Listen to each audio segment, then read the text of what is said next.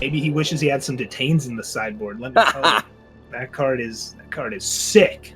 So yeah, we just got Sandstorm Titans all over the where, all over the place. You like Sandstorm Titans? Because we got Sandstorm Titans for days, friend. Yeah, there is sand.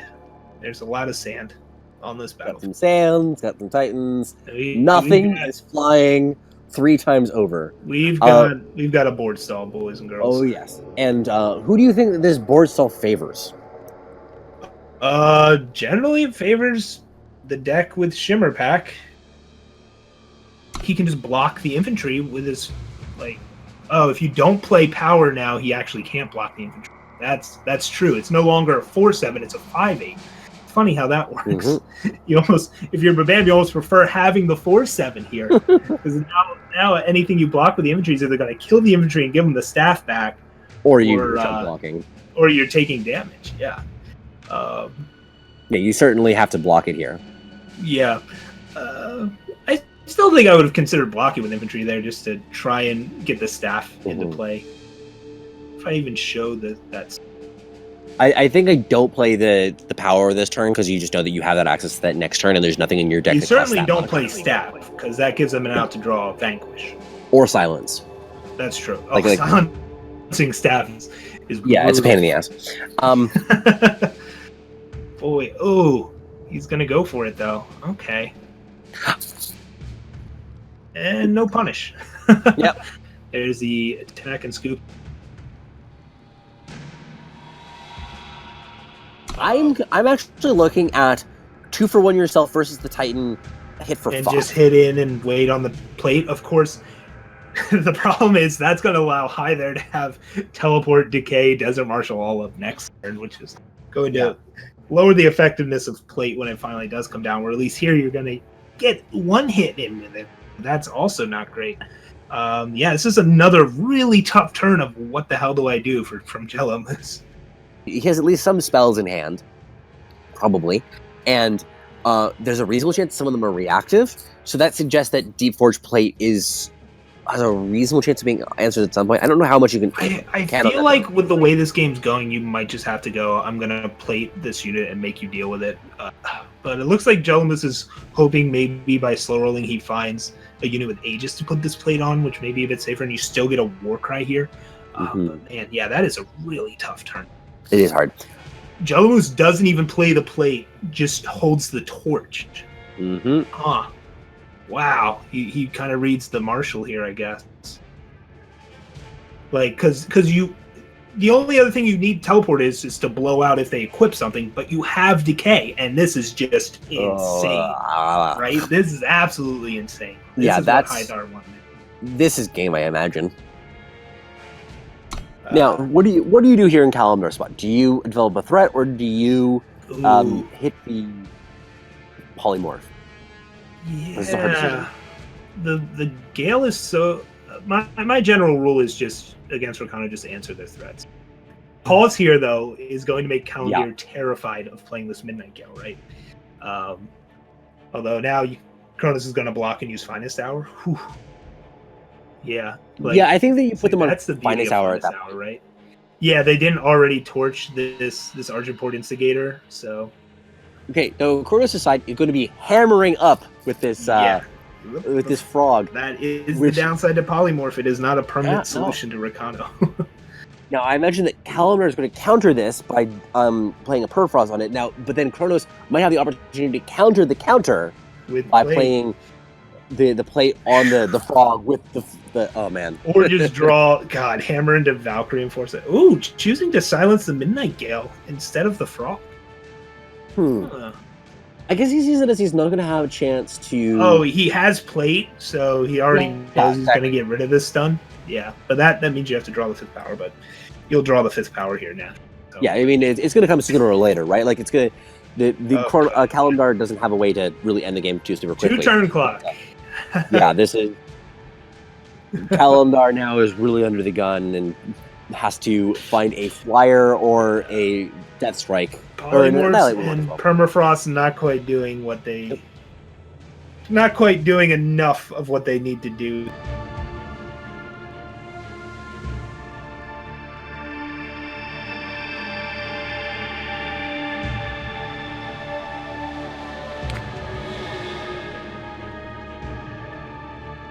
Ooh, Death by Oh, Doom. excellent. Wonderful. Wonderful. Well played All right. indeed. Mad Mike's deck. Now, this deck, I think the name Mad Mike definitely does not disappoint for some of the deck building decisions, such as no sideboard. But it's been relatively well for him so far, so why bring a sideboard when your main deck is good enough? Maybe because you'd really want 4 Stewards of the Past in a matchup where your opponent's trying to sacrifice their units for value. That's just me. That's just me. But yeah, it's a bold statement, right? I don't need a sideboard. Who's got time for that crap? Mad Mike doesn't. Mad Mike's here to play mid-range and kick ass or something. He's nervous about, or Goblin Queen's nervous about this, as we were talking before, how he has no answer to this Valkyrie, and maybe one of his outs is this Valkyrie gets larger. Yeah. Cue Deep Forge plate being drawn. So now Kronos has to decide, do I put this plate on the Valkyrie Enforcer and put it into Vanquish range, but put a 2-turn clock? And yeah, Kronos goes with that. Goes with the high risk, high reward rather than maybe the safer play of putting it on a ground unit and attack.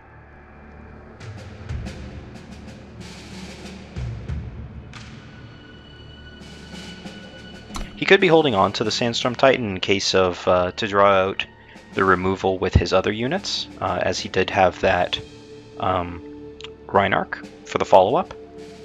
Yeah, but the only other really removal is Permafrost. And Scorpion Wasps. Yeah, but you have to swing first anyways if you're concerned about it. Here is a clear Crystallized turn, yeah, that's going to get a ton of value for Valor J. And he's going to be able to get some good hits in, too. Yeah, that's brutal. Right? That's the old Crystallize and your opponent doesn't have Obelisk out turn. It's a good card, turns out. Good card. Ooh, Smooth has the option of making the 2/2 Conduit and opts to not do so because, well, he figures his opponent's about to have a bunch of 3/3s here. Why even bother with the 2/2 even though you could Dark Return it?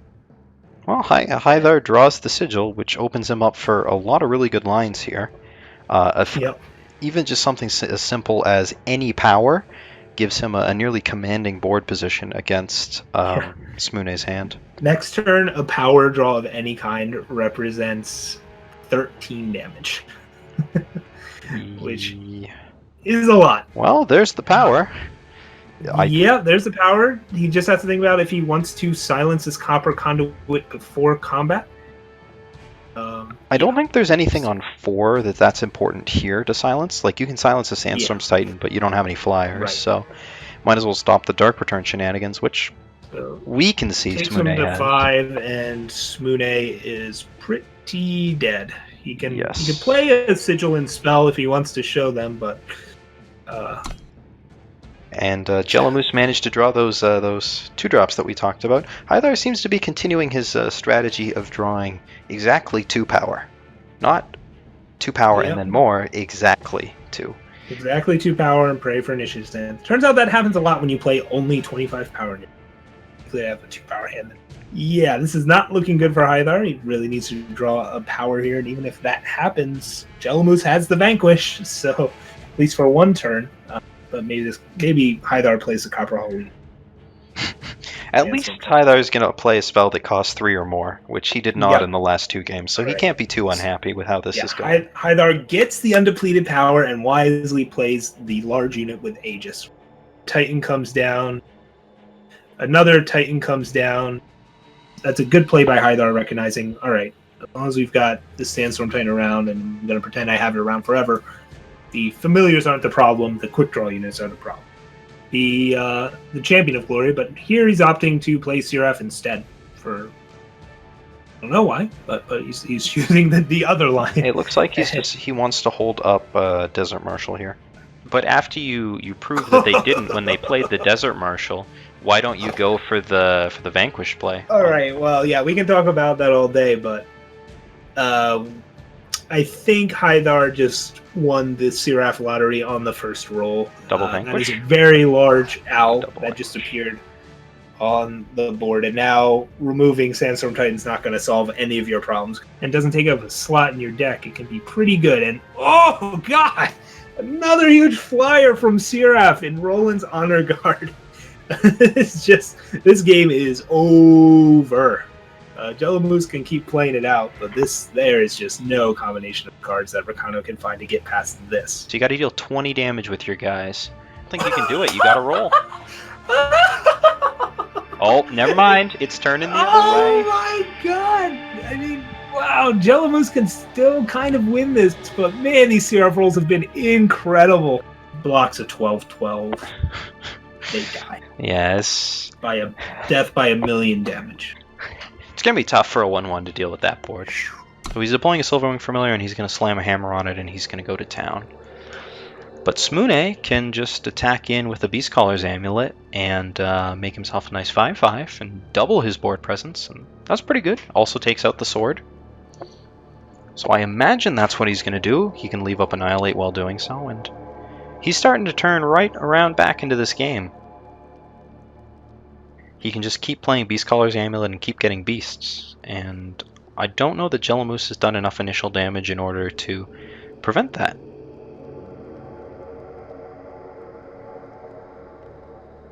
And bait in with the trade on the 5/5, but uses the finest hour to make sure that he trades. But he's not getting the face damage through, and these Beast Caller's Amulets are going to start producing a whole lot of beasts. Actually, 2 beasts this turn. As Moone crashes in for 8 and makes a 10-10, or a 10-10 worth of stats. Oh, but maybe this top deck by Jello Moose can turn it back in his favor.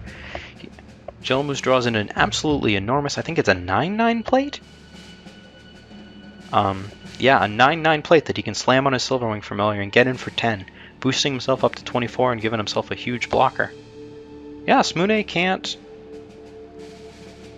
Nothing that he can Dark Return, he doesn't have the 2 removal spells. Jello Moose is going to take it. He stays alive for another game.